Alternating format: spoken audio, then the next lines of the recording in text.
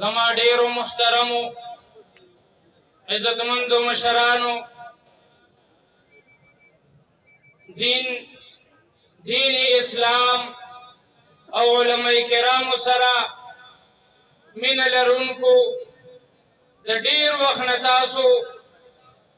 د علماء کرامو دا بیانات اورئ او ډیر مبارک علمی روحانی مجلس ته زمانګ مشر شیخ الحدیث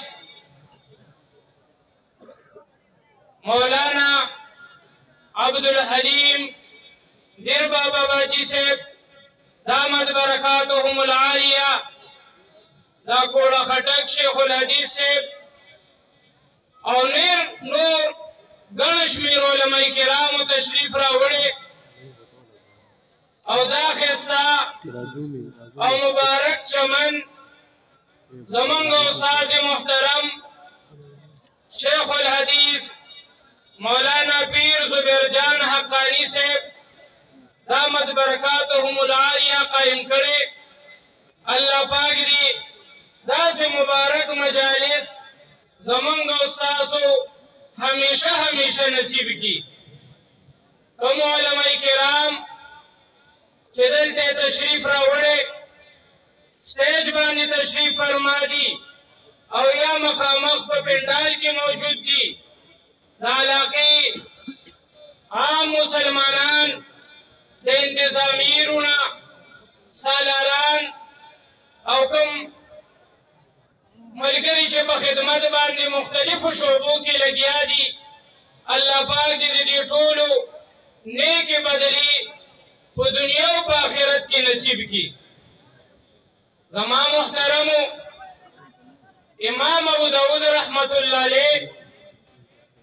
په خپل ابو داود شریف کې د ډیرو استادانو نه احادیث مبارک نقل کړي و یو استاذ چې دا غوینا امام ابو داود رحمت الله علیه ډیر زیات روایات نقل کړي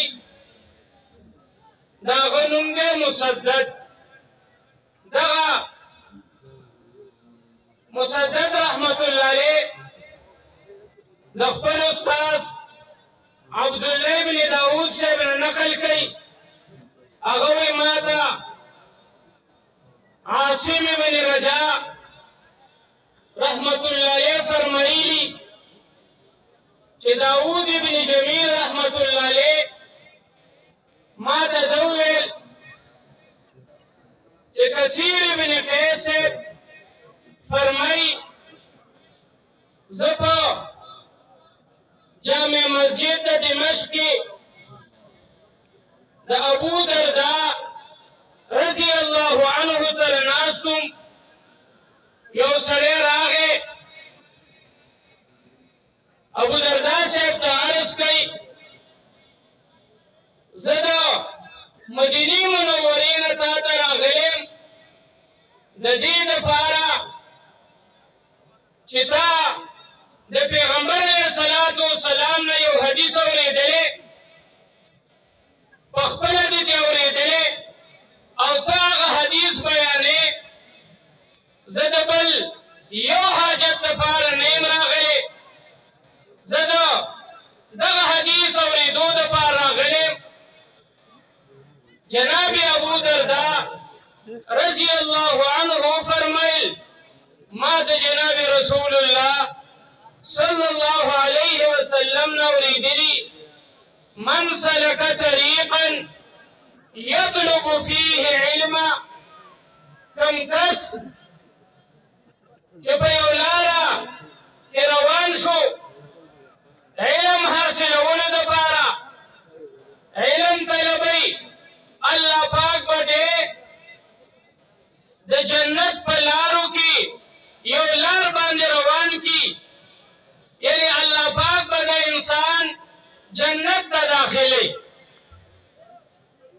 بیو فرمائل چه فرشتی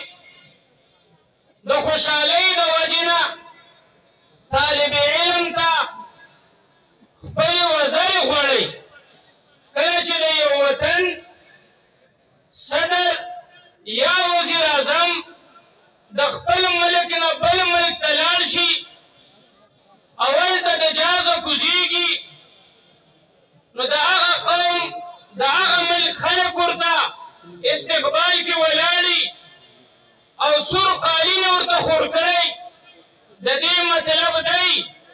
چې ته زمونږ ډېر معزز او محترم مېلمه په ځمکه باندې خپه مه ږده، په دې قالین باندې خپه کېږده او راځه. نو کله چې ستا بچی ته په خپله د خپل کور نه را روان شي او د مولوي صاحب خواله د دې دپاره راځي چې د الله دین زده کړي، نو الله پاک د خپل رحمت فرشتو ته حکم وکړي چې تاسو لاړې شئ او دې طالب علم ته د خپل رحمت وزرې خورې کوي. دا به ستاسو د وزرو د پاسه راځي. او عالم دپاره په ځمکه کې، په اوبو کې، په هوا کې چې څومره ځناوري، دا ونه د الله پاک نه بخشش غواړي چې یا الله د ټول ګناهونه معاف کا. جناب ابو درداء رضی الله عنه فرمایل ما د جناب رسول الله صلی الله علیه وسلم نه اوریدلی ان العلماء ورثة الانبیاء، یقینا عالمان د پیغمبرانو وارثان دي او پیغمبران په میراث کې درهم او دینار نه پرېږدي، یعنی مال او دولت نه پرېږدي، هغوی دین پرېږدي. چا چې هغوی علم پرېږدي، چا چې علم حاصل کړه د لویه برخه حاصله کړه. زما محترمو تاسو ګورئ، پیغمبر علیه الصلاة والسلام عالم ته د پیغمبرانو وارث ویل. وارث دې ته وایي چې یو پلاري او هغه ډېر مال او دولت جمع کړی، کور یې اخیستی، پټۍ یې اخیستی، نغدې پیسې جمع کړي. چې کله دغه پلار وفات شي نو د ده چې کوم زوی هغه د دغې وارث شي. اوسه پورې پلار د دغه هر څه خیال ساته، د نن نه بعد به د دغې څوکیدار او محافظ دغه زوی هغه د پلار د کور هم خیال ساتي، وایي دا زما د پلار یادګار دی، د پټي هم خیال ساتي، د نغدو پیسو هم خیال ساتي. نو زما محترمو جناب رسول الله صلی الله علیه وسلم چې کوم دین پرېښی، دا عالمان د دغه دین څوکیداران دي او د دین چې څومره شعبې دي، نو الحمدلله دارالعلوم دیوبند د هغه ټولو شعبو حفاظت کوي. تاسو ګورئ د دارالعلوم دیوبند نه د دعوت او تبلیغ شعبه شروع شوه چې نن په ټوله دنیا کې دغه د دعوت او تبلیغ پیغام عام دی او الحمدلله د دې په برکت خلک اسلام ته را روان دي، ګناهګاران توبه وباسي او دین ته راځي. زما محترمو بیا دغه خلک په مدرسو کې خپل بچي داخل کړي چې په دې مدرسه کې، په دې مدارسو کې علماء کرام موجود دي، هغوی ته بیا تعلیم ورکوي. دلته که علماء کرام نه وي، د دوی د تعلیم او تربیت لپاره اساتذه کرام نه وي، نو بیا به دوی ته مخکې لاره څنګه ښودی شي. نو څنګه چې دعوت او تبلیغ د دین اهمه شعبه ده، دغه شان دا د مدارسو نظام چې د دار ارقم، غار حرا، مسجد نبوي نه شروع دی، الحمدلله دا د دین اهمه شعبه ده. او بیا یاد ساتئ د دې ټولو شعبو د دین د دې حفاظت کوونکی جماعت جمعیت علماء اسلام چې په زمونږ په دې وطن کې د اسلامي نظام لپاره کوشش کوي او الحمدلله د هغې په برکت باندې زمونږ دا مدارس محفوظ دي، زمونږ مراکز محفوظ دي، زمونږ خانقاهونه محفوظ دي، الحمدلله زمونږ حیوي عزت محفوظ دی. دا اسلامي سیاست شعبه د جمعیت علماء اسلام په شکل کې زمونږ په دې وطن کې الحمدلله د ټول دین حفاظت کوي. الحمدلله دارالعلوم دیوبند، دارالعلوم حقانیه چې کوم خیر او برکت زمونږ اساتذه کرامو د هغې نه حاصل کړی او دا دارالعلوم حاجي صاحب ترنګزی دې ته دغه خیر او برکت را رسېدلی. دغه د جمهور اهل سنت والجماعت په طرز باندې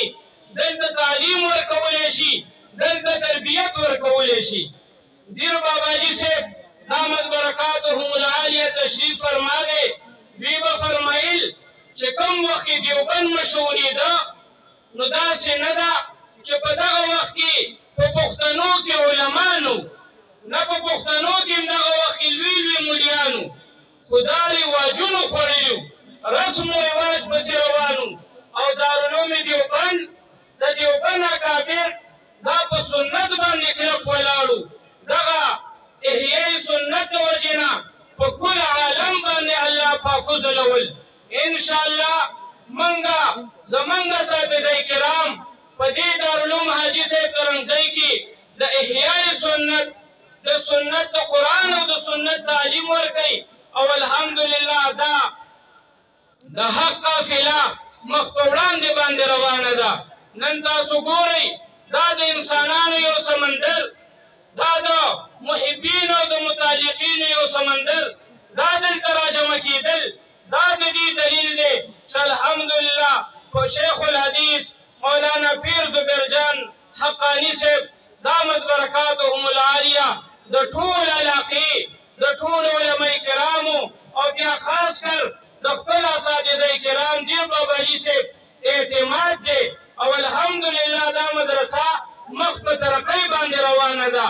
نن دا تاسو ګورئ دا دومره د بخاري شریف، ترمذي شریف، صحاح سته د هغې نه دا طلبه کرام فارغېږي. د تخصص فی الفقه مفتیان کرام دلته فارغېږي او د قرآن کریم حافظان دا ستاسو مخې ته ناست دي. الله پاک دې دې مدرسې ته نور هم زیاته ترقي ورکړي او د دې په ترقۍ کې د الله پاک زما او ستا مال،